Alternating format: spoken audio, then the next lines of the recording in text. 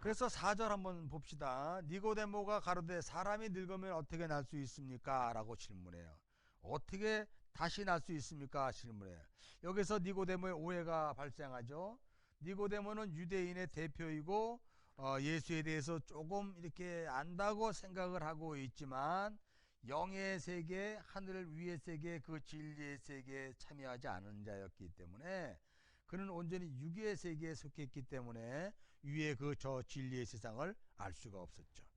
그래서 육의 사고 방식으로는 밑에 세상에서 예수께서 무엇을 열어주시고 보여주려고 하는 것들에서 깨달으면 깨달을수록 오해할 수밖에 없다는 것이죠. 그래서 성령이 임함으로 말미암아 그것이 오해가 아니라 진짜 빛으로 보게 되는 것이죠. 그래서 5절 한번 봅시다. 예수께서 대답하되 진실로 진실로 내가 이르노니 사람이 물과 성령으로 나지 아니면 하나님 나라로 갈 수 없다라고요. 그러니까 이 물과 성령으로 나야 된다는 거예요. 깨달음은 성령, 하늘에서 부어주시는 그 영이 아니면은 깨달을 수가 없다. 그 성령의 역사는 심으로 그 세례를 받게 되고요. 그 물로 깨끗이 씻김을 받는 것이죠. 위에 빛 예수 그리스도의 생명 궁창으로 깨끗함에 씻김을 받고 육에 속한 삶을 끌맺고 위의 세상 하나님 나라에 동참하는 존재로 다시 일어나는 일이 없이는 하나님 나라를 볼 수 없다라고 이야기해요. 자, 그러므로 말미암아 니고데모가 가지고 있었고 생각하고 있었던 가장 중요한 그 유대교의 가장 심오한 것도 결국 땅에 속한 거였었고요. 결코 하늘을 알 수 없는 것들이죠. 유대교에서 자연적으로 유대교는 하나님 나라를 갈 수 없고 거기에 엄청난 단절을 니고데모는 지금 경험하고 있는 거예요. 그래서 그 단절을 오직 예수께서 오심으로 말미암아 오시게 되는 성령에 의해서 새로 나고 깨달지 않기 전에는 인간의 종교적인 수양과 열심과 지혜가 아무리 깊고 심오하더라도 또 고귀하더라도 결코 하나님 나라에 갈 수가 없다라는 것을 지금 이야기하고 있습니다. 그래서 위로부터 성령으로 말미암아 그리스도 예수가 가져온 그것을 믿음으로 참여함으로 말미암아 우리가 이제 그 거듭남 새로 날 수 있다는 것을 성경은 이야기하고 있습니다. 6절에서 육으로 난 것은 육이요 성령으로 난 것은 영이니 내가 거듭나야 하겠다는 말을 기이 여기지 말아라 라고 말해요. 아무리 육을 개발해도 육은 육이다는 거예요. 아무리 유대교가 아무리 훌륭한 법을 만들어도 결국 그거는 완전한 것이 안 된다는 거예요. 우리 인간이 이 세상을 살면서 법을 잘 만들고 준법 정신을 잘 지키고 정말 모든 사람들이 균등하게 행복하게 잘 살자 선언을 하고 서로 감시하면서 정말 이렇게 준법 정신을 지켜서 이렇게 공평한 사회를 만들고 싶어 그 일을 한다고 해도 결론적으로 그것은 육의 삶이었기 때문에 불가능한 삶이다. 아무것도 아닌 것이다 라고 이야기하는 거예요. 가능성이 전혀 없다. 하나님 나라의 그 영원의 세계엔 참여할 수 없다는 것을 이야기하고 있습니다. 8절 한번 봅시다. 바람이 임의로 불면 내가 그 소리를 들어도 어디서 오며 어디로 가는지 알지 못하나니 성령으로 난 사람은 다 이러하니라. 그러니까 하나님의 영의 자유함과 심오함을 지금 얘기해주고 있죠. 인간은 자신의 의지로서 컨트롤할 수 없는 하나님의 영의 자유함과 심오함을 알아야 되는 것이죠. 또 한 가지 우리가 여기서 얘기할 수 있는 것은 이렇게 이야기하는 것은 영의 역사가 분명히 이 아래 세상에서 있다는 거예요. 여기 바람이라고 이야기하는 푸뉴마, 시브리어 푸뉴마라는 숨이라는 거예요. 숨, 호흡에서 나왔다는 얘기죠. 그걸 또 바람이라고도 얘기하는데요. 예수님이 이것을 그림 언어로 보여주신 것은 바람은 항상 어디에 막히지 않고 자유롭게 활동하는 것을 이야기하죠. 그것을 인간의 지혜로서는 헤아릴 수가 없는 것이죠. 그렇게 마찬가지로 하나님의 영도 인간이 컨트롤할 수 있는 것이 아니고 깨달을 수 있는 것이 아니다. 그러나 영이 역사된 곳에는 반드시 거듭남의 결과가 있다. 그것은 위로부터 납니다. 그러니까 내가 거듭나고자 아무리 노력을 해도 거듭날 수 없는 것이다. 바람이 어디서 불어서 와서 어디로 부는지 알 수 없는 것처럼 내 자신이 언제 거듭난지 모르게 거듭나게 된다. 그것을 기이하게 놀라지 말라. 그래서 7절에 기이 여기지 말라 이런 뜻이잖아요. 자, 그러니까 니고데모가 통 못 알아듣죠. 어찌 이런 일이 있을 수 있습니까? 그때 예수님께서 핀잔을 주셨잖아요. 야, 너는 이스라엘의 선생인데 그런 것을 알지 못하느냐라고 이야기하는 것은 바로 뭐냐면 유대교의 한계성을 네가 바로 보아라 이런 뜻이에요 지금요. 그래서 다시 한번 얘기하면 11절 진실로 진실로 내게 이르노니 우리 아는 것을 말하고 본 것을 증거하노라. 그러나 너희가 우리의 증거를 받지 아니하는도다. 저가 자기 세상에 왔때 자기 백성들이 거부한 것을 예수님이 다시 한번 또 이렇게 설명하고 있잖아. 자, 왜 유대인들이 받아들이지 않고 있습니까? 다른 말로 땅에 속한 자이기 때문에, 이 세상에 속한 자들이기 때문에 예수님의 그 말씀 한마디 한 말씀을 받을 수가 없어요. 오늘날도 우리가 땅의 일을 생각하고 육신의 것들로 말미암아 종교생활하는 자들은 하나님의 계시된 이 말씀이 무슨 뜻인지 알 수가 없어요. 그래서 자기의 것으로 필요한 것으로 만들어내기 때문에 복음과는 전혀 다른 그러한 삶을 살 수밖에 없는 자들, 전혀 거듭남과 관계없는 자들이 교회 안에 얼마나 많이 있는지 몰라요.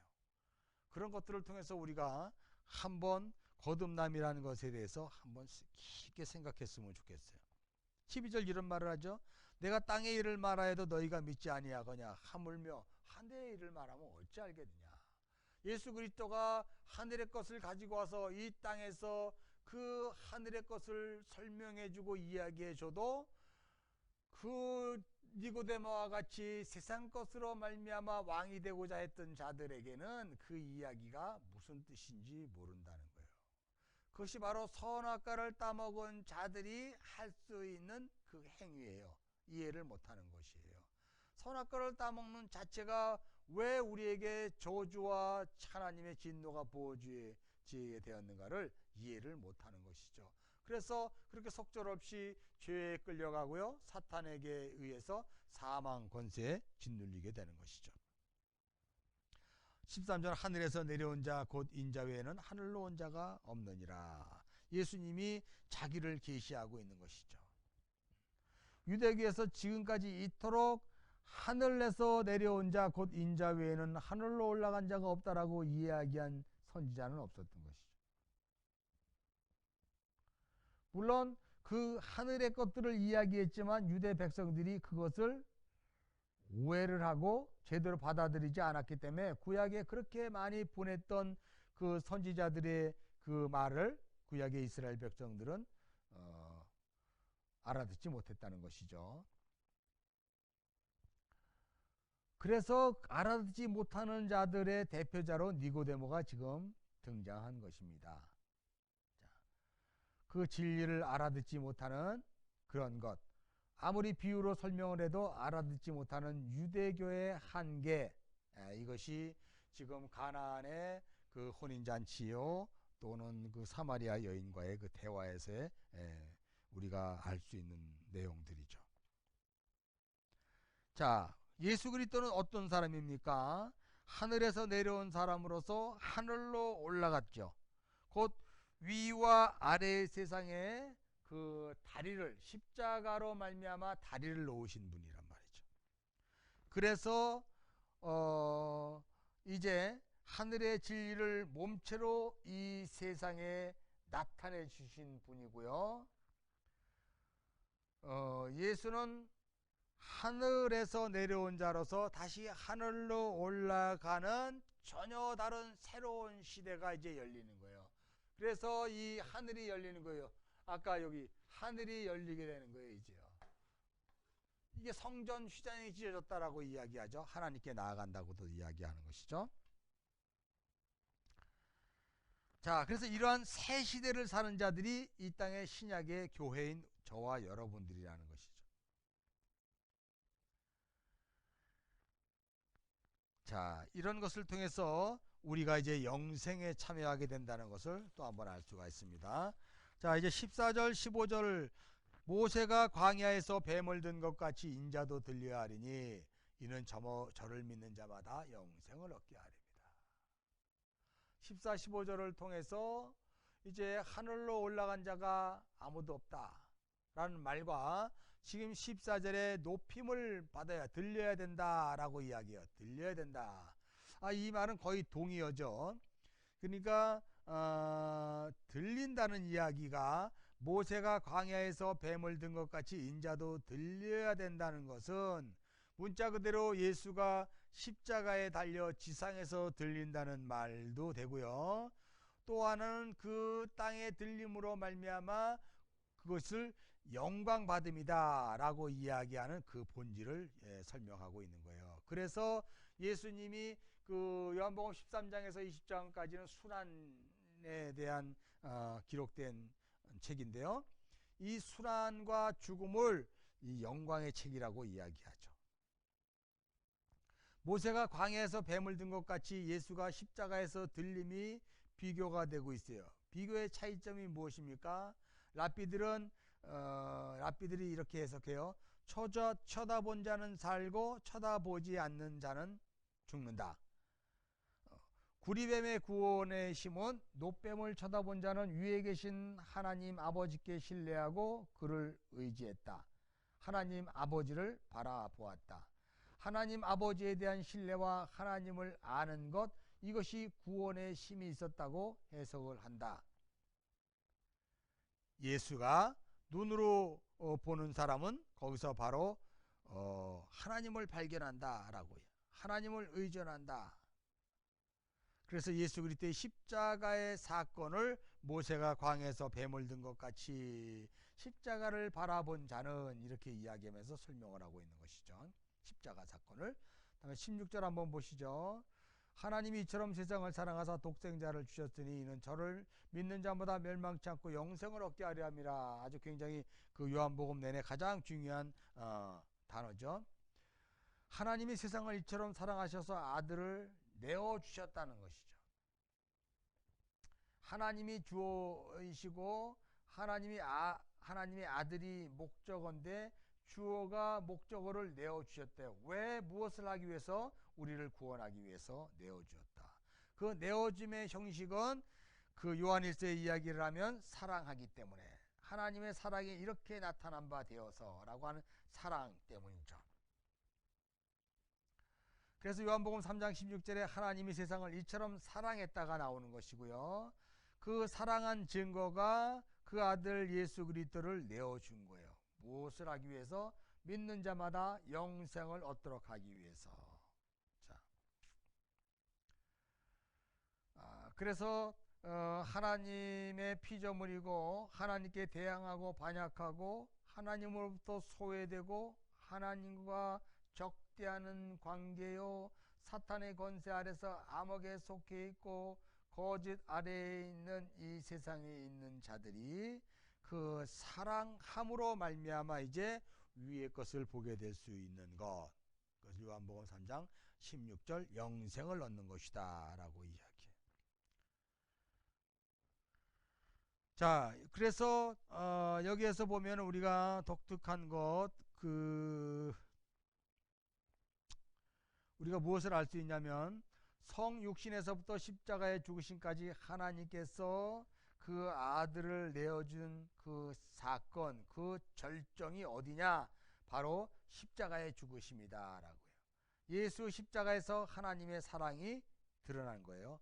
그래서 요한일서 4장 8절에서 하나님은 사랑이시다 라는 명제가 기록되어 있는 것이죠.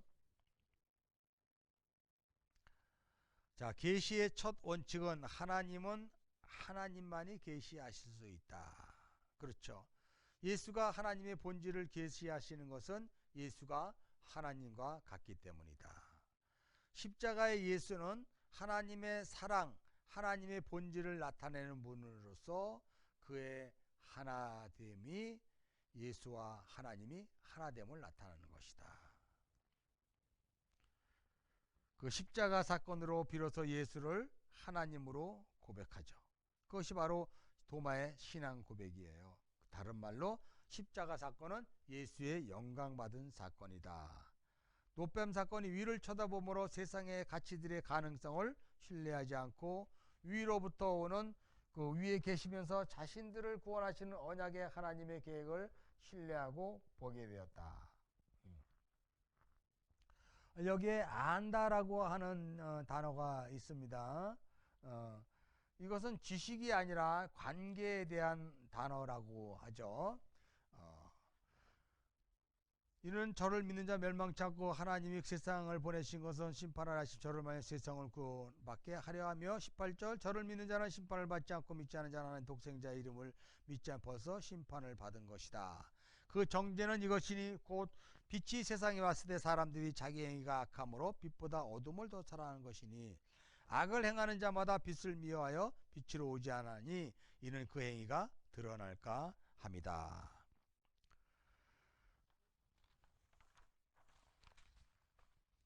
그러므로 하나님의 아들을 보내신 것은 심판이 아니라 구원하려 합니다. 16절에 내어주심은 사랑하기 때문에 하나님께서 그 아들을 보냈다라는 그리스도의 칭호를 통해서 우리는 하나님이 어떻게 이 땅을 사랑했는지를 알 수가 있고요. 그 아들 예수 그리스도 독생자 모노게네스를 통해서 그가 하나님을 대표하는 전권대사라는 것을 우리가 알 수가 있습니다. 자, 우리가 계속 이 내용들을 쭉 보면 17절에도 동일하게 하나님이 예수를 보내신 목적은 하나님의 자기 계시와 구원을 위해서다. 하나님이 자기를 계시해서 그를 믿는 자마다 구원을 받게 하기 위함이다 라고 하는 계속 이 십자가의 사건들을 설명하고 있는 것을 우리는 볼 수 있습니다. 로마의 관원 제사장 또는 유대인 빌라도는요 예수를 죄인이라고 정죄하고 십자가에서 사형을 처하는데 이들은 예수가 하나님의 아들로서 하나님을 이 세상에 계시하시고 하나님의 사랑을 계시하고 하나님의 구원을 위해서 이 세상에 보낸 자라는 것을 그들은 깨닫지 못했기 때문에 즉 예수의 계시를 받지 못하고 터득하지 못했기 때문에 예수가 죄인이라고 정죄하고 사형에 처했다는 것이죠. 복음이 전파되는 곳에 이런 현상들은 많이 일어납니다. 예수의 십자가의 복음이 선포되는 곳에는요 예수가 하나님의 계시자라는 사실을 깨닫고 구원을 덧입고 일어나는 사람이 있는가 하면 어리석다, 미련하다, 걸림돌이다 정죄하는 사람들이 있는 거예요. 자, 어떻게 예수의 메시지와 십자가에 대한 자기들의 반응으로 이렇게 갈라지게 될까요? 세상은 스스로 어둠이기 때문에 스스로 가는 곳 자체가 멸망으로 가는 것이기 때문에 자기 자신의 정체성을 드러나는 것이죠. 이러한 자를 곧 벌써 심판을 받았다. 18절에 이미 예수 그리스도를 믿지 않는 것은 그 자체가 심판을 받은 것이라고 이야기해요. 그러니까 예수가 심판하러 오신 것이 아니라 구원하라고 오셨는데 거기에 필연적으로 일어나는 반대편에 있는 것은 구원이 아닌 심판이라는 것을 또 이 성경은 이야기하는 것을 볼 수가 있습니다. 자, 22절에서 30절까지는 이제 세례 요한의 세례와 예수에 대한 비교가 일어나고 있어요. 자, 니고데모가 유대교의 대표인 예수에게 이제 무엇을 했느냐, 예수가 무엇을 했느냐, 니고데모 유대교의 대표에게 예수가 무엇을 했느냐, 유대교의 최고 표현도 하나님 나라의 영생으로 자동으로, 그러니까 유대교의 아무리 최고의 표현을 해도 하나님 나라의 영생에 참여할 수는 없는 것이다 라고 하는 이 그 22절서부터 30절까지의 요한의 세례를 통해서 우리가 이것을 알 수가 있어요. 자, 요한의 세례는 유대교에서 말하는 니고데모의 그 율법 정신과 같은 거예요. 요한이 아무리 세례를 베풀어도 그것만 갖고는 안 된다는 거예요. 성령의 세례가 있지 않으면 결코 그것을 위로 갈 수 없다, 구원을 받을 수 없다라는 것을 이야기하고 있는 것이 바로 22절 이야기죠. 31절서부터 36절은 이제 하늘로서부터 오는 내용인데요. 이게 3장 1절서부터 21절까지의 내용을 다시 한번 반복해서 설명하고 있는 내용이죠. 그래서 이 3장의 이야기는 결론적으로 말하면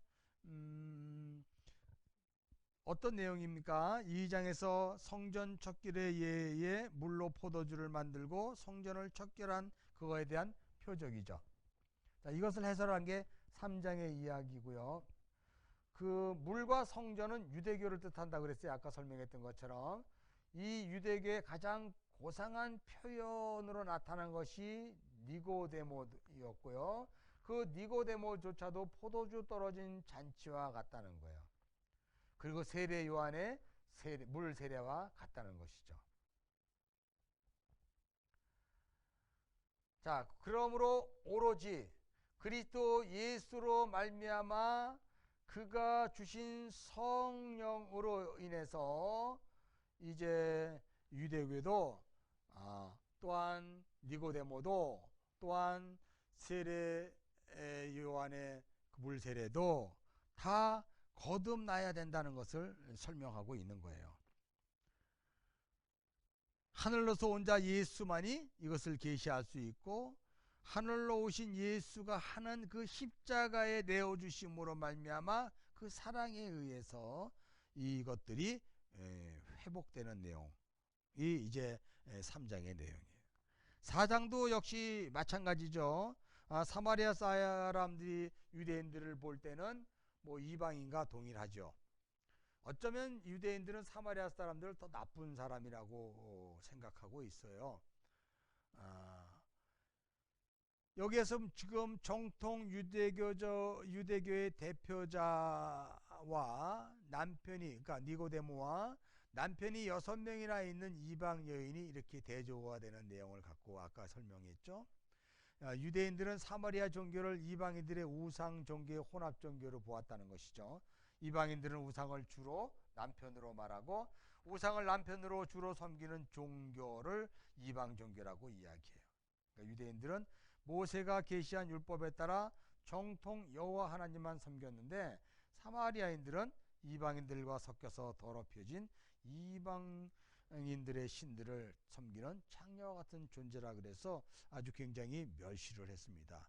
이러한 이방 멸시를 받는 유대교나 사마리아 여인이나 그 자기들이 가장 어렵다고 하는 니고데모와 같은 자도 동일하게 결국 성령으로 말미암아 거듭나지 아니하면 위로 태어날 수 없다라고 이야기하는 것이에요. 그러니까 사마리아 여자나 니고데모나 뭐 겉으로 보면 니고데모가 거룩하고 정말 율법을 잘 지키는 것 같고 사마리아는 거의 혼합 종교의 뭐 우상이나 다름없는 것을 하는 사람이나 동일하게 거듭나지 않으면 결국 하늘나라를 볼 수 없다, 갈 수 없다. 아까 우리가 영지주의에는 지식이 많음으로 말미암아 우리가 구원에 참여한다는 그런 영지주의적인 어떤 사상이 있었는데요. 우리가 알고 있는 그것으로는 결코 하늘나라에 갈 수 없는 것이죠. 오직 그리스도 예수로 말미암아 예수가 생수를 주시는 분이라는 것을 우리가 알지 못한다면 결코 우리가 하늘나라에 갈 수 없다는 것. 이 사마리아 여인을 통해서 우리가 아까 제가 대충 설명을 드렸습니다. 그래서 여기에 보면은 우리가 그 야곱의 우물이 나오죠. 이 사마리아 여인들은 야곱의 우물을 갖고 있음으로 인해서 자기네들이 정말 참 유대인이고 구원받은 백성이라고 생각을 하고 있는 그 안타까움을 갖고 있어요. 그러나 그는 늘 물을 먹었지만 목이 마른 그러한 물을 먹었죠. 그 예수로 인해서 그 생수의 의미가 무엇인지 깨닫게 되자 그가 물동이를 던져주고 참 생수 대신 예수를 전하러 마을로 들어가는 것을 우리가 볼 수 있죠. 이런 그 여인과 예수와의 서로 혼합됨으로 서로 말귀를 알아듣지 못하는 그러한 그 이야기들을 통해서 사마리아 여자의 대화를 통해서 우리는 어떤 것을 통해서 정말 그 위의 세상 진리를 알 수 있을까? 우리가 행동으로 하고 있는 그 생각, 그 예배 이런 걸로서는 있을 수 없는 것이다 라고 이야기해요. 여기에 보면 23절에 보면 아버지께서 참으로 예배하는 자들은 신령과 진정으로 예배할 때가 오나니 곧 이때다.